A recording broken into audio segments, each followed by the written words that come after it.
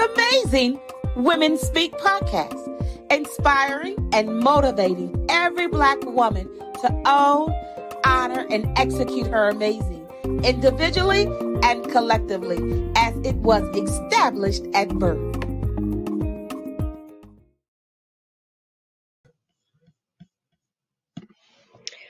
Good evening and happy Sunday. I'm Crystal Gunn and welcome to Amazing Women Speak.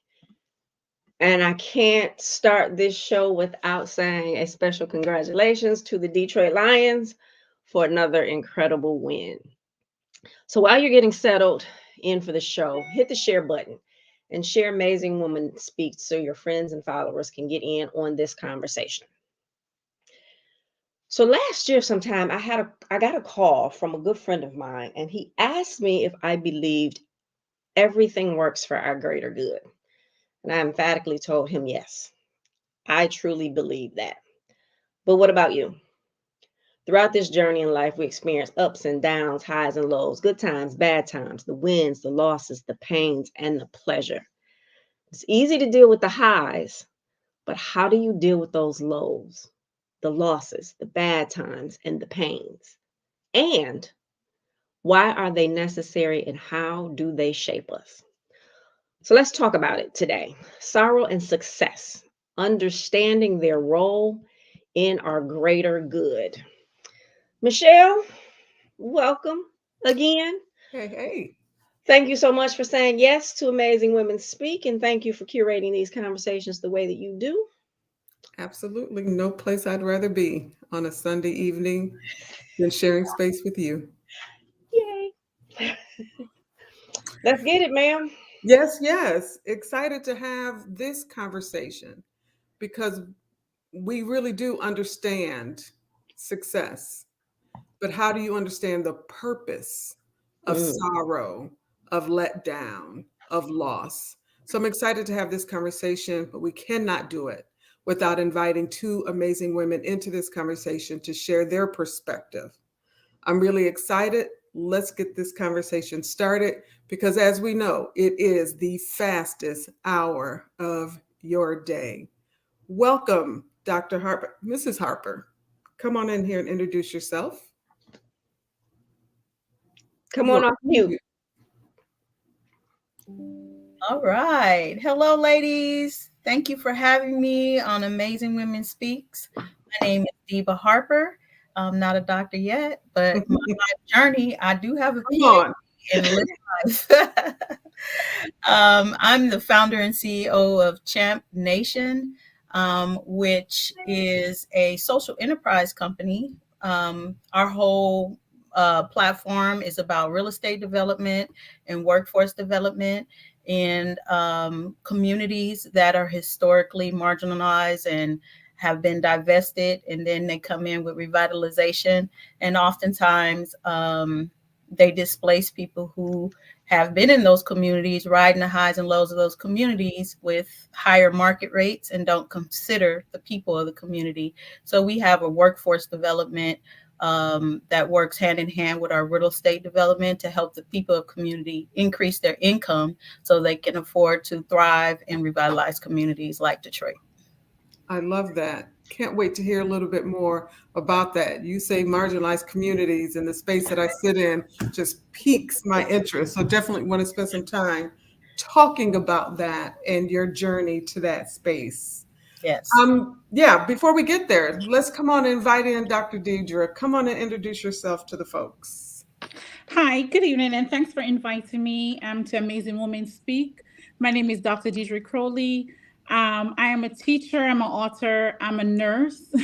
So I do a little bit of different things. I go by the title Business Change Advisor, work with Carolina Rex. I'm in the pharmacy department currently, but I also volunteer a lot on the side.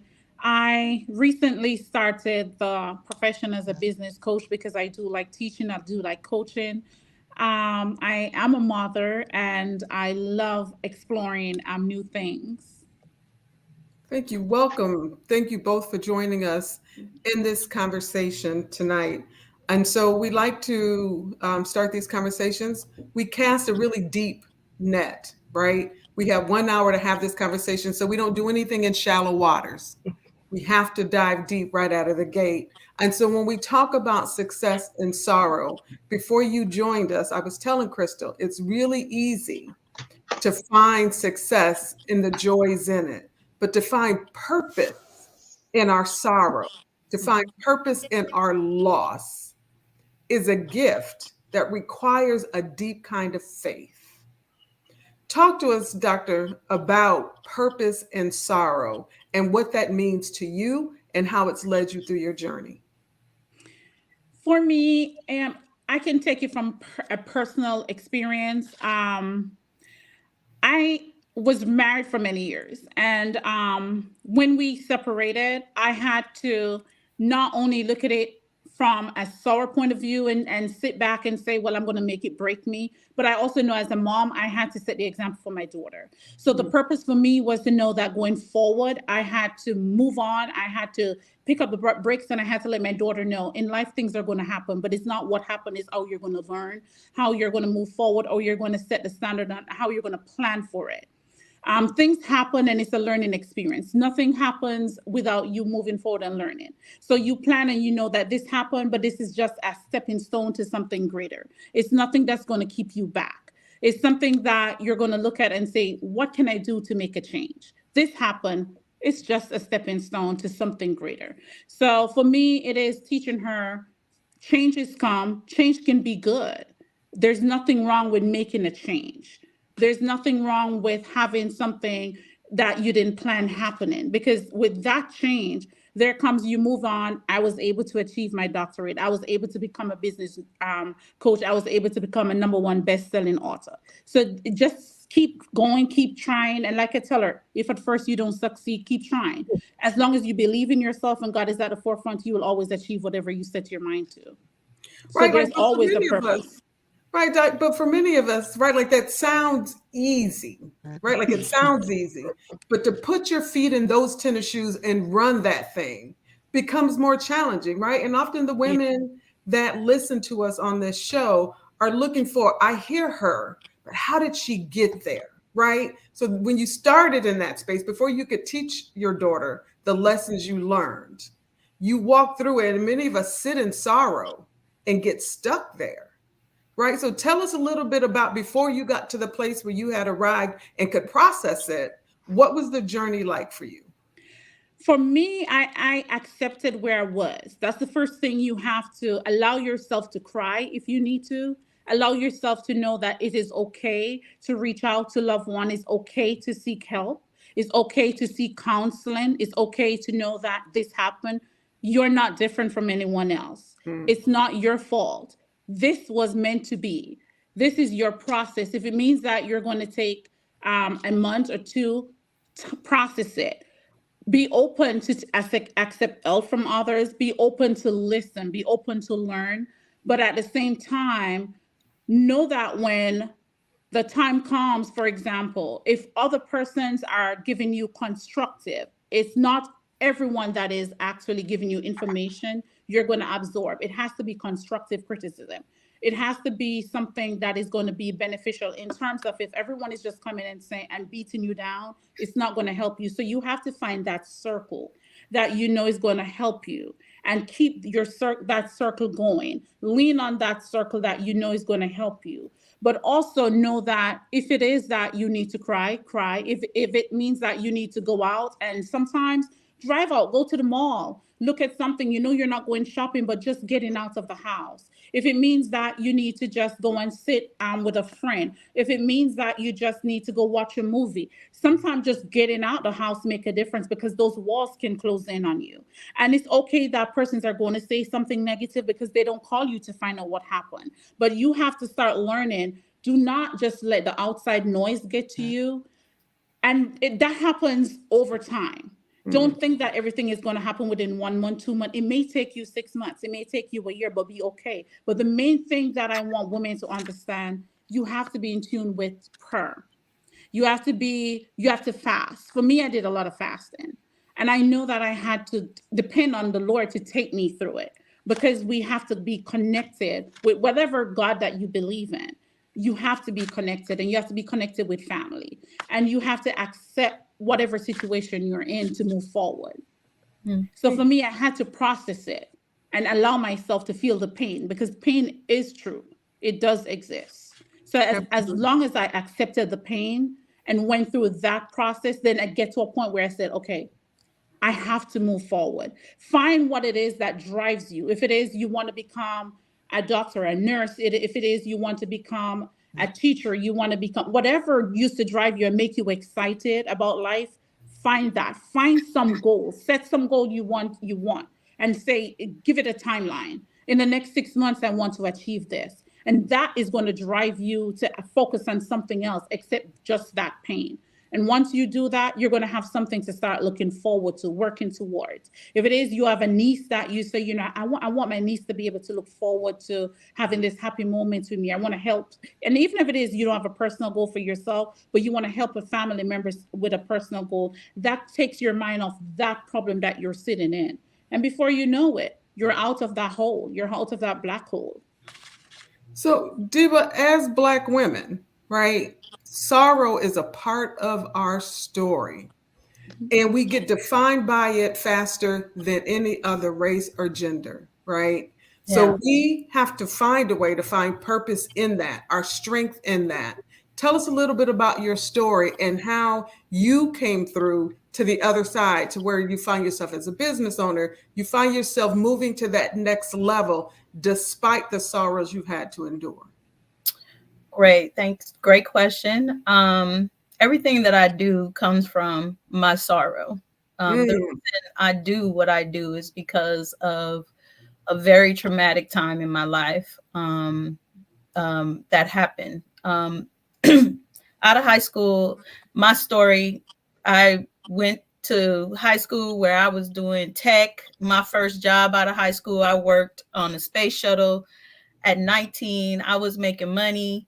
In college, I've gone through all emerging technologies. This was in the 80s, before anybody had a laptop computer. I was putting computers in corporations, global corporations. I was working with executives. And the whole time I was doing that, God told me, I have you in this place for your people. Now, this was in the 80s. Who's my people? I'm from California. California is a melting pot. It's not like Black Detroit, right? So I'm like, well, who's my people? I'm all assimilated and everything, but who's my people? I'm middle class at 20, making a lot of money. If somebody was homeless on the street, I throw money out the window, do what I can. But I was living good. I reached a certain level, a socioeconomic level. I had prayed to God. I'm like, God, I'm about to hit 40. I need to be making this amount of money. I need to have this. I don't have a man yet, but my egg's gonna get bad. So I need my seed planted, because I need to have me a baby. God gave me everything I asked for on my list. I had my child, and while I was on maternity leave, the economic downturn hit. I went back to work. They tortured me for a year. I was working for the biggest toy company in the world. They tortured me for a year. I put in a system to make it easier for them to outsource their jobs to Hong Kong and save $4.5 million a month. So they laid off. That justified laying off 2,500 people. And I was one of them with a young daughter. My whole life turned flip upside down, I say the American dream was pulled from underneath my legs. Me and my daughter went with an infant. I went from middle class, running things, to being on public assistance, housing insecurity, driving an unstable car, trying to do this pillar for post. I've never lived like that. And it created an extreme trauma in me. And you got to know I had a great resume, but for some reason, God was not allowing me to get a job. And I was going through every day, dropping my daughter off, wherever she needed to be, so that I can go to the library and I can put in resumes and I can do whatever the thing that I could to get a job. It wasn't happening. I had to put myself back through school because, I was making money. So it wasn't no need in me getting a degree, but based on the type of experience I had, I had to have a degree to get a job commensurate to what I had, and I couldn't find it. So I had to pivot my life. And what I noticed was the things that I needed to pivot my life weren't there. I didn't have a place where I can go stay somewhere and again take what I had in my transferable skills and get into something that I can take care of my family on the level Right. that I had lost. And so that was 15 years ago. Here we are 15 years later. I moved from California to Los Angeles. While I was going through this, I was advocating for ending homelessness for youth. I was looking for what does this country have for people who had experienced that economic downturn to get their lives back on straight, you know? And I ended up getting 3 degrees during this time. And I packed my daughter, my dog, and everything I can carry and moved to Detroit because God has seeded in me that you need to get houses, abandoned houses, and then help people pivot their lives like you would have wished you would have had when you went through what you went through.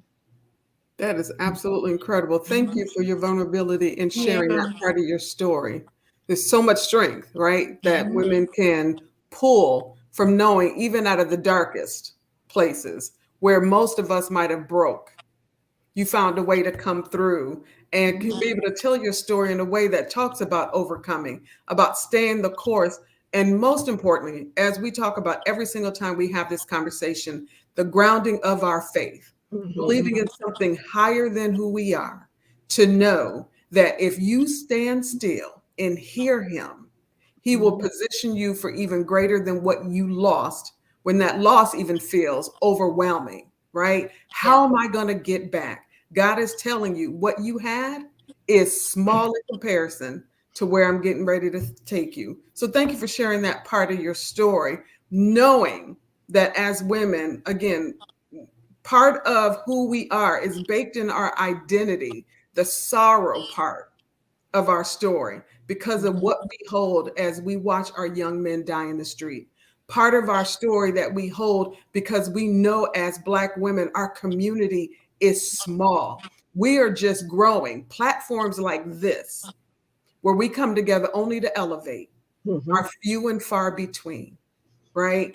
We allow media to make millions of dollars off the backs of our misery, off of hating one another. So to be able to hear this story that you intentionally were called to a different place to address a marginalized community, my hat is off to you, Deba. Well, God said my people.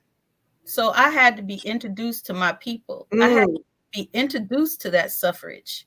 Things came really easy for me. Right. So I didn't viscerally understand what it means to pull yourself out of poverty. That didn't have any kind of resonance with me. I was looking at poverty from top down instead of from being in the midst of trying to figure out, well, where am I going to live? Where I'm going to stay? You know, how I'm going to get my daughter to school. My car just broke down. I remember she was in kindergarten and I was trying to get her to school, which was far from where I was living because I didn't have stable living. So I was just living in wherever I could lay my head. And I was trying to get her to school. And I remember I said, this is like plane, trains, and automobiles. I was just doing whatever I could to get her in kindergarten to her first Halloween parade. And I broke down and I just wept. And I told my 5-year-old, I looked her in her face and I said, baby, this was not what I had planned. Remember, God had blessed me with everything. I thought it was, all the way. I was like, this was not what I planned for us. And I wept and looked at my baby in the face and she put her hand on my face. She says, Mama, we're okay. We're okay. And that 15-year-old is with me now. And she's strong. She's endured the ups and downs from kindergarten through 4th grade. She went to sometimes 2 different schools because I was living with housing insecurity. And we always want to look at, the children in school that aren't performing well. And we never really look at the parents that might be going through something. Mhm. And that if you can stabilize the parent, you can give the child a lot more. And that's why we have supportive housing, so that people who are pivoting their lives could live there and then come downstairs in the space where we do workforce development in relevant jobs, not working at the retail store or the market or whatever, but in tech, where you, once you finish certification and qualifications, you can get into a job that's going to give you above living wage to where you can Right. thrive in community. I think we sell ourselves short in marginalized communities. I think a lot of people sell us short as if we don't have the capacity to get the best out of life with some pivot, with somebody that can help you figure out what is that innate thing in you and help you cultivate that. Things are changing. Working at the store, cashiering out is not a job anymore. That's being replaced with Right. working in customer service. You got to have some kind of computer skills to even do customer service right now. So I work in tech. I've been in tech since I was in high school.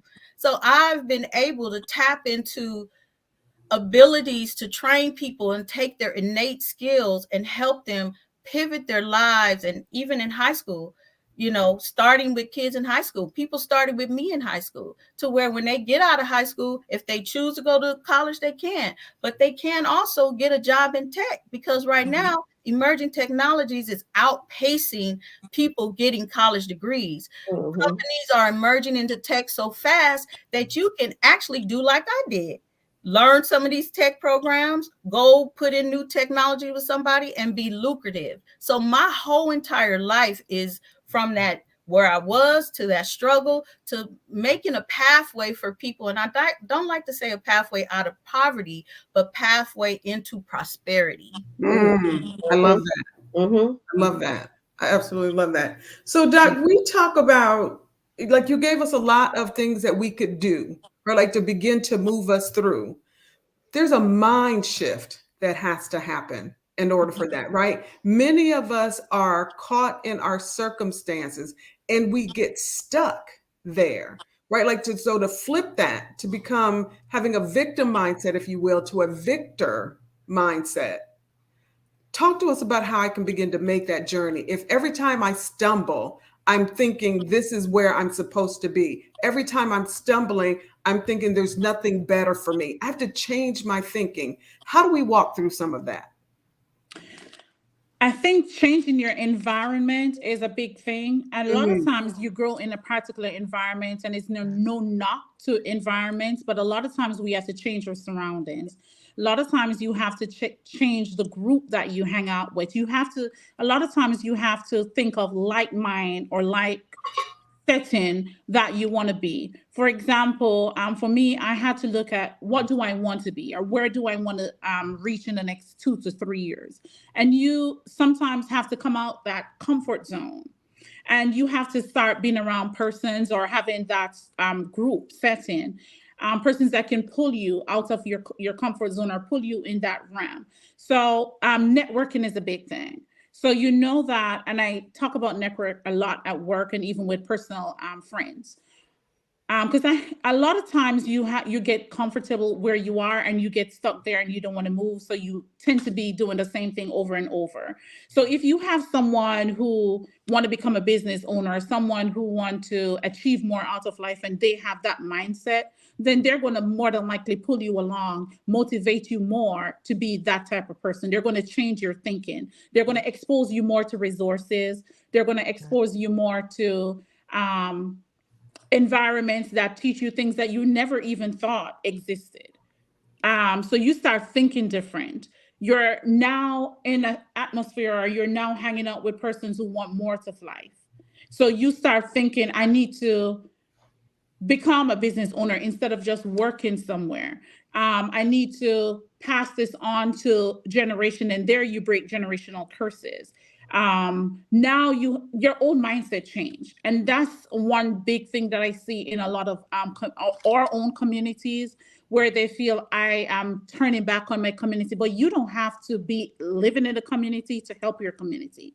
You Mm. can come out your community, continue giving back to your community. That's why you come up with nonprofit organizations so you can help them.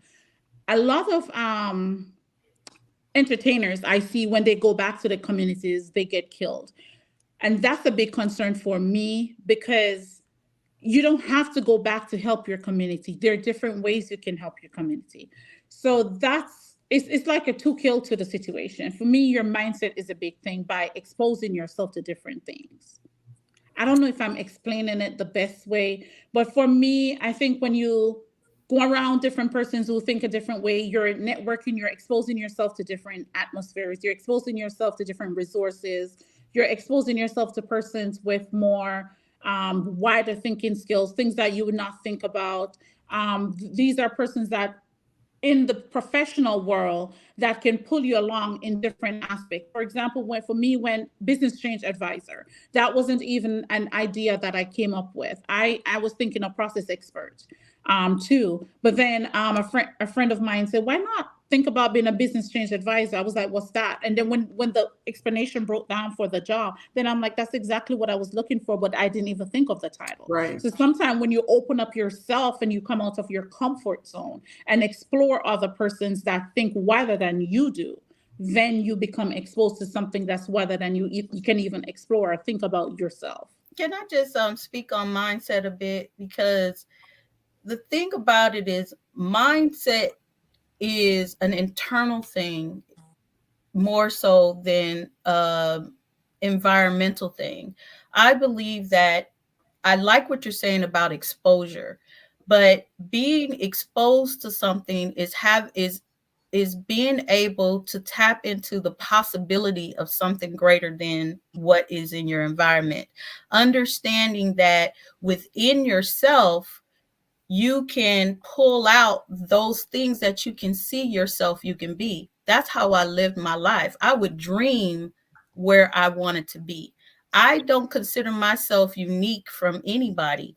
So I believe that people in every place, our people are the biggest dreamers and the biggest innovators. All we need is, where can I use that thing, that innate thing in me, to get to the future? If we can envision the future and change our mindset for looking at the things outside of us and the conditions that keep us bonded, that comes from how you see yourself within, then we can change our environment from within out. That is a core shift. So what I try to do in my training programs is show people the possibilities that are out there, that the times that we live in right now, there's so many options. You just need to be exposed to those options and see yourself possibly in those options. So I guess not to cut it, but that's why I say your environment. yeah, Because if they're remaining in the environment where they're not exposed to it, then they're not going to know of it. They can think of it innately, but if they're not exposed to it, they're not going to know the resources are there. yeah, that's why I'm agreeing with you. Yeah, having that ability to be exposed to what's possible, having those mentors like you're talking about, being able to see the value in somebody and say, hey, you can go here. Did you know this is available to you? What I think is the biggest gap is the opportunity getting to the people who really need it. And so those of us who are like yourself, who can see exposure and say, hey, well, this exposure needs to get to these people that need it because they're looking for this. And oftentimes that is the biggest problem with successful programs, is that it's not getting to the people who actually need it. The budget is being spent on the people managing and talking about it in a group of people instead of actually going, hey, let's connect these dots And doing the work. Yeah. on the Also, there's also that personal part where you got stuck. The thing happened that knocked you on your tail, right? street. And you get stuck there. and you claim and you hold on to that story as if that defines you. And that's not the thing that defines you. So you have to go and you have to let that go. And what defines you is what you do now. But part of letting that go thing is you have to go back into that self-discovery or rediscovery and remembering exactly who you were before the thing happened that knocked you down. And understanding that that knockdown is possibly, instead of a knockdown, it's a redirect. Yeah. You have to be able to go through a thing in order to understand a thing. Again, I always say I had to go through my own storm in order to stand here now to be able to go back into the storm to help others get out. Had it not been for my storm, I wouldn't be able to do what I do now so well, right? So it's part of that. You got to release what no longer serves you and remember who you are in order for that redirect to come out positive. And I faced that just recently. 15-year sojourn. I've moved from California. I've had boxes that I've carried through California to Detroit, house to house, just holding on, and I'm like, I'm unpacking these boxes.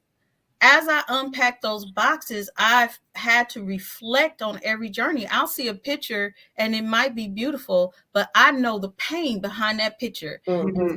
Sometimes I spent the whole day weeping, healing myself from something that happened before, and then giving myself credit for, hey, you never gave up. There have been times that I've wanted to die, literally die, because I didn't see an answer. And I thank my creator for waking me up and hearing birds and the sun coming in through my window, because that gave me hope to keep going to the next level. And I asked God, I'm like, if you wake me up the next morning, guess what? I know that there's a reason why I've had to go through this.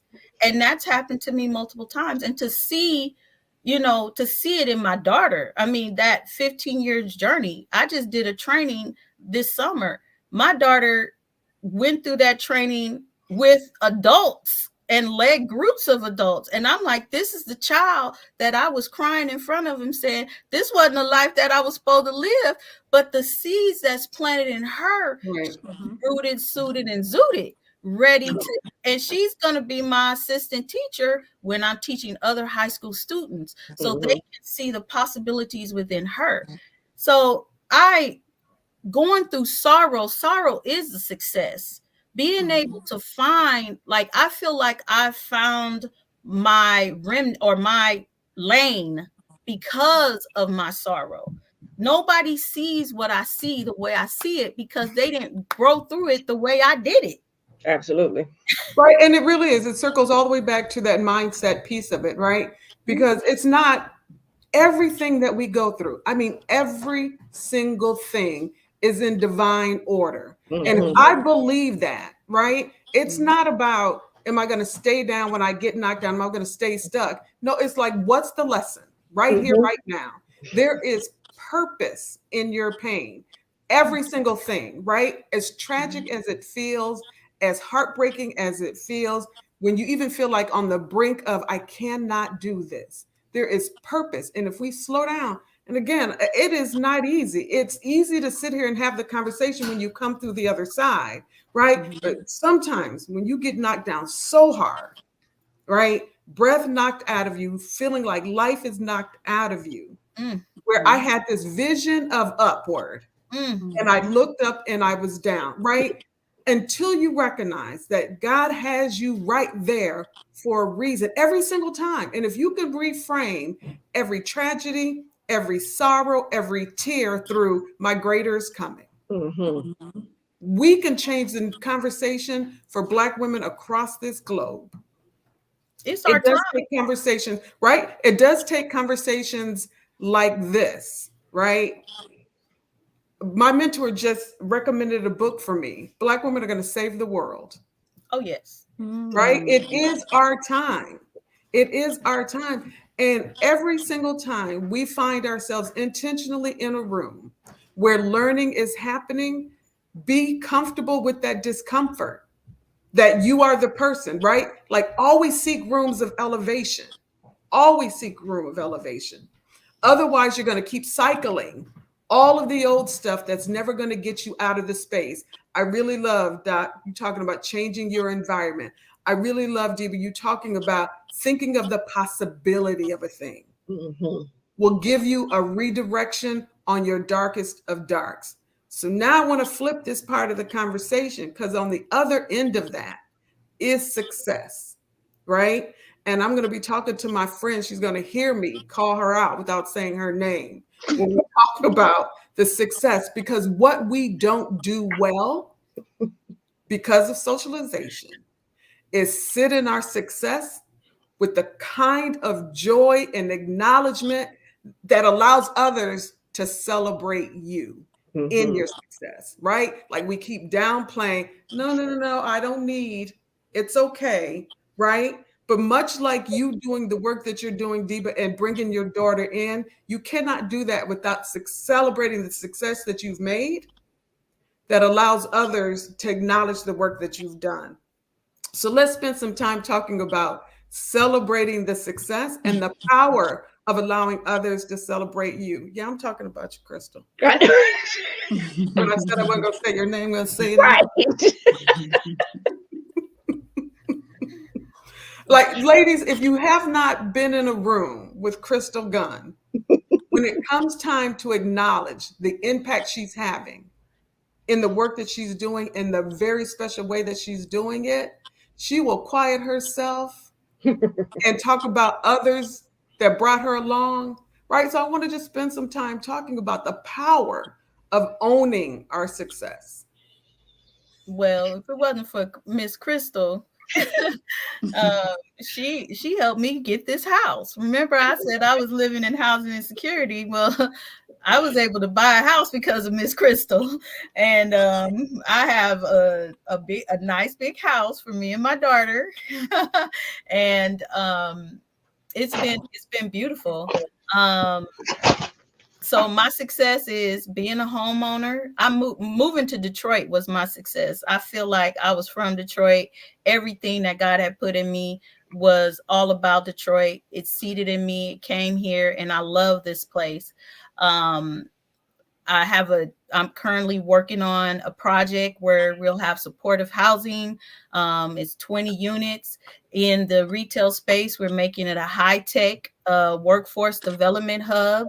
And Dr. Deidre, we're going to need some support from behavioral therapists and coaches and mentors to help the people who go through our supportive housing and even through our program to have that kind of a resource when it gets tough, because I know changing your life get tough, and I've had to get some therapy and some counseling and a bunch of stuff. So having that available. So we have this project that we're currently structuring and doing, about to raise funds for, equity and capital so that we can have this for the community. Like I said, I just got a contract with the Michigan Department of Education to bring the program into high schools. So I'll be hiring my daughter to do that. And I just trained a group of women, and, 3 of them have redirected their careers into tech, and we're about to go to Dreaming in Color, which is a Salesforce convention for Black people in New Orleans. We're going there to celebrate our win. And so it's a lot. There's so much abundance coming my way, and I ask God, I want to be a faithful woman of God, and everything that I've seen is coming into fruition. So, I'm grateful. I'm grateful for the struggle, and I'm even more grateful to see all the things that are in the pipeline of just success, because it not only, makes me solidified and wealthy, but it helps the people that I touch in my environment.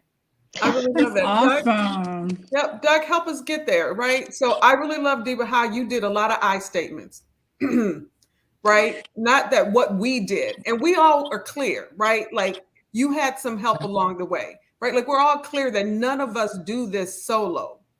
There's a moment that you acknowledge, I did that thing, right? I did that thing. And being able to sit in that right? Like we're creating space for other women to own it in a way that's not about bragging. And if it is, brag on, brag on, because in other spaces, they do it quite well, Mhm. right? So tell us, Doc, about celebrating success in the work that you do, that it's okay for us to acknowledge that in a way, right? Like I tell my clients all the time, give them all they can handle and let them choke on the rest. It's not my job to make you comfortable with how I'm moving and shaking in this world. For me, I'm more like Crystal. That's why I laughed when you said it.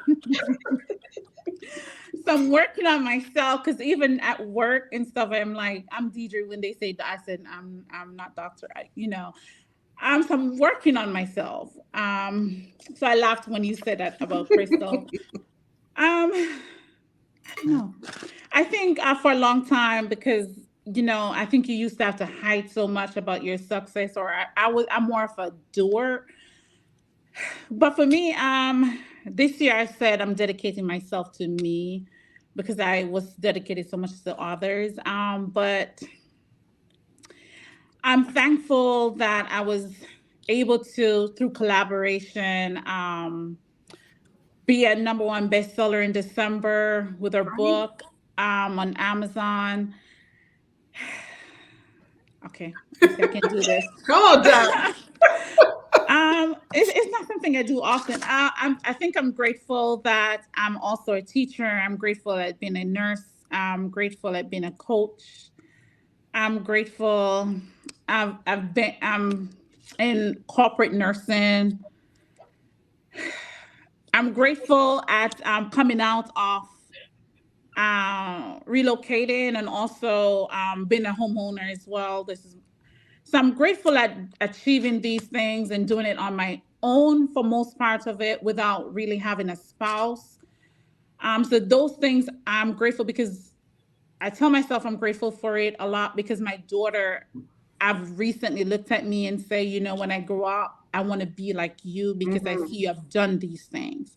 And that's when, like my parents would be on me hard a lot, like, you don't like success. You don't like to talk about it. And I say, it's not like I don't like to talk about it. I do acknowledge that I work hard and I work hard maybe for my daughter. But I think I'm more like Crystal. So I'm working on it.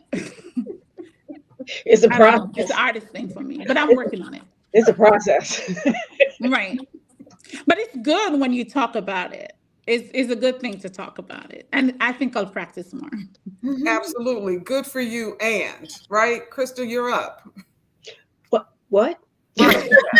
We're going to spend a moment bragging about the work that we do as Black women, owning that success in a way that acknowledges the impact, right? Like communities are getting better.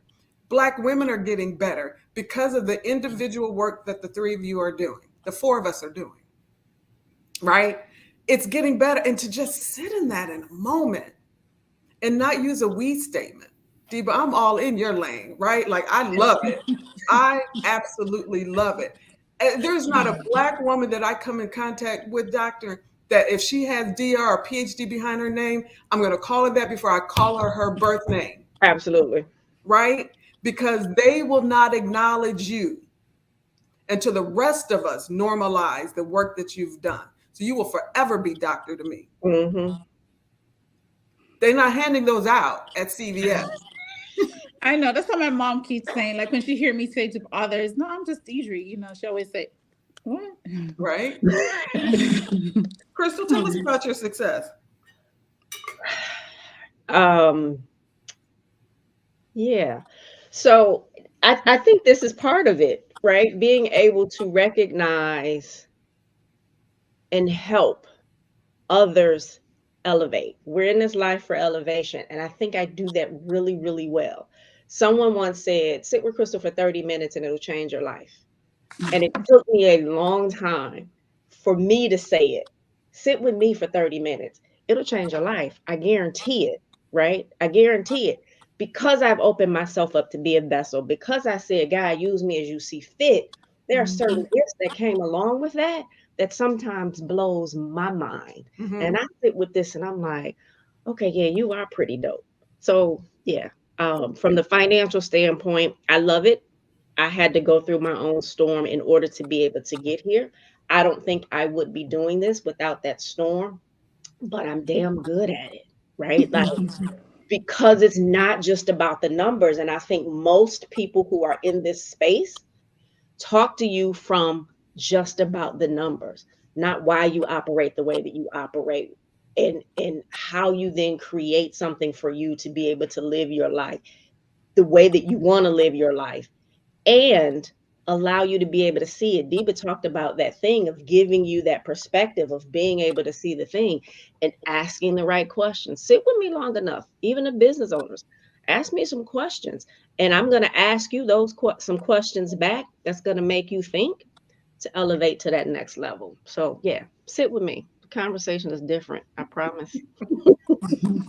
Absolutely love that. Love But that. I hope you're Don't about to text do me too. later. Because no, I'm gonna. I hope you're gonna do the same thing though, ma'am, because like I I said, know it. I fully align with Deba in this, right? Like I know, and it took me too some time to get there, but there was something freeing for me to Mhm. move from the we to the I in certain spaces, right? It fed my soul to know that things have changed, people have changed, systems have changed because I was in the room, right? I tell people no space ever gets better unless my voice is in it. I believe that. I believe that. And that kind of power, acknowledging it, again, it's not about bragging. And if you feel it's that, again, that's a conversation for yourself, right? But I know because of the storms and that I know that God's timing is perfect, that you get to be in the next space where you get to acknowledge the work that you've done to power yourself for the next thing that's coming. Because another storm is coming, right? And I just continue to check his record. 100% has never failed or faltered. So I'm good, right? And so I can acknowledge the success in that because I keep trusting that his word is true and that whatever is going to happen to each and every one of us, right? That there's purpose in our pain and joy in our success. And I should be able to acknowledge one while learning from the other. And that's what these conversations are about. Really paying attention to success and sorrow have to go hand in hand. You can appreciate joy if you have not experienced some sorrow, some tears. You cannot do that. You cannot do that. So, Deborah, you talked in the beginning, you gave us a lot about what it is that you do, the impact that you want to have. What's the message? What's your mantra that you would share with our listeners that keeps you showing up and doing this work for a community that you came here and claimed from across the country? What's your mantra? Self-value and self-worth. I am the salt of the earth, rooted in the knowledge that I am the universal birth. The seed was planted in me. I'm rooted deep, deep, deep in the waters. I'm like an oak tree building branches for my people to survive and thrive in the future as we are the core, the cornerstone of an evolution of humanity. I promise you, I didn't ask her to come prepared to answer that in that way, right? So that's why you know it's real and in her, right? That naturally she understands her purpose in this world and the thing that grounds her to do the next thing. Doc, what's your mantra? How are you getting through this thing called life, owning and operating inside of your amazing? For me, it's after the battle, the reward. I know there's always going to be, like you say, sorrow. But there's always going to be the reward. So it doesn't matter how much the battle it is. There's always going to be a reward at the end of it. I love that. Absolutely. Absolutely love that. So I told you, fastest hour of the day, we're going to begin to wrap this conversation up. But we want folks to know more about what it is that you do in the community. How can folks get a hold of you if they have questions, want to know more, need coaching, want to know about underhoused folks? marginalized communities and your commitment to helping. How can folks get in touch with you, Deba? Well, you can reach out to me at info@champnation.org. We have Champ Nation is on Facebook, Instagram, Champ Nation Official, LinkedIn, Deba Harper on LinkedIn. It's not too many Deba Harpers out there. So as long as you spell my name right, Deba, you'll find me. So, but if you reach out, info@champnation.org, you can see what we've done in California and the plan at champnation.org. We're currently revamping our website, but if you just want to see the vision that, and my journey, is on that website right now until I change it. But that's how you get in touch with me. I love it. Thank you. Doug, how can folks find you? For me on Facebook, I'm Deidre Crowley. On my website is phenomenally holistic Deidre. On Instagram, all my platforms, I'm Deidre Crowley. So Facebook, Instagram, TikTok, all of them, they're Deidre Crowley. I just kept it that way. But my website is phenomenally holistic Deidre. And that has everything. So one of the titles that you carry in this world is being a business coach. Yes. Does it matter the business that I'm in, or can you coach me in whatever space that I'm coming to you in? It doesn't matter the area that you're in. Because Awesome. for one, I actually am a trained teacher, so I do have a bachelor's in teaching as well. So that intertwines with my business coach, and I'm also a nurse. So that made me more rounded. Yeah, very much so.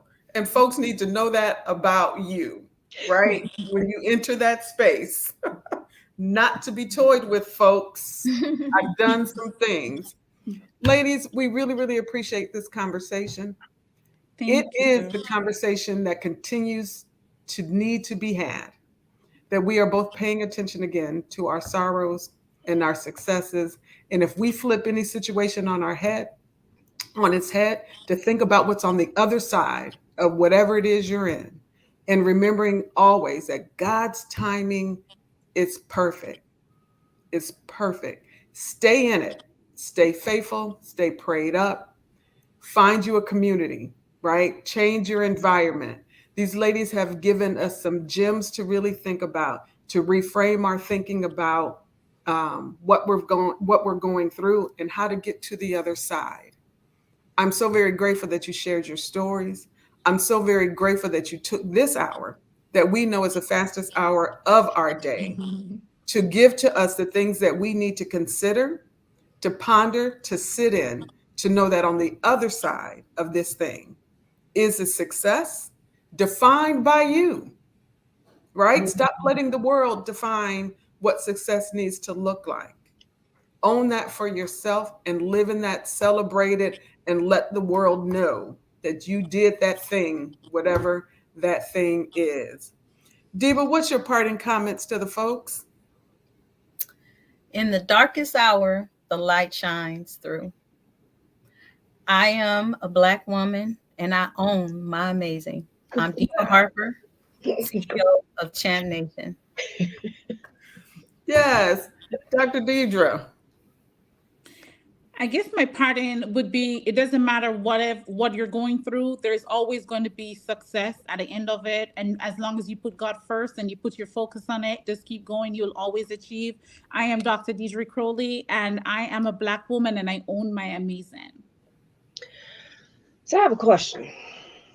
So there's people that are listening right now or will watch this replay, and they are in the middle of their thing. They have been knocked on their tail and they have not yet gotten up. Michele, would you be here doing what you are doing today in the capacity in which you're doing it had you not been knocked down? Oh, absolutely not. Absolutely not. Gratitude came in the knockdown. The power to get up came in the knockdown. Being called to a place where I know we need to create space to honor and encourage and uplift one another came in the knockdown. It came from being in spaces where other Black women weren't celebrating who I was. The knockdown. I have learned to even operate in success in the knockdown. And there's so much power and joy in the getting up. So I show up here every Sunday because there is a purpose for these conversations. We are making women stronger, one conversation at a time. No place I would rather be on a Sunday evening. Absolutely. Thank you guys so much for being here. Thank you for your transparency. I absolutely appreciate it. And as always, we absolutely celebrate you, your brilliance, and your amazing. It absolutely looks good on you. Thank you for sharing it with the world. I am Crystal Gunn. I am a Black woman, and I own my amazing. Michele. Crystal, as always, I thank you for being obedient to the call that God put on your life to create this platform that we get to laugh, we get to cry, we get to celebrate one another in the purest of ways. Thank you for that obedience. You continue to change lives to women who have never physically been in your presence. Keep standing strong, my friend. I will be standing right with you. Michele Harper, I am a Black woman, and as always, without apology, I own my amazing. Thank you so much, everyone, for hanging out with us this evening. I pray this conversation helps someone get up and reclaim their power. Please find Amazing Women Speak on Facebook, Instagram, YouTube, Twitter, and LinkedIn, and also Spotify. Whatever your favorite platform, like and or subscribe, and please hit the notification button so that you never miss us on a Sunday. Take a look at the past episodes. I promise you, you will find several that will bless your soul. And once you do that, please share them with another woman who can use these conversations to help her during her darkest times and during her happiest moments. Thank you all for joining us this evening. Thank you for those who tuned in each week. And we will see you next week, where our topic will be the strength to surrender when obedience leads to greater wisdom. Have a great night. Thank you.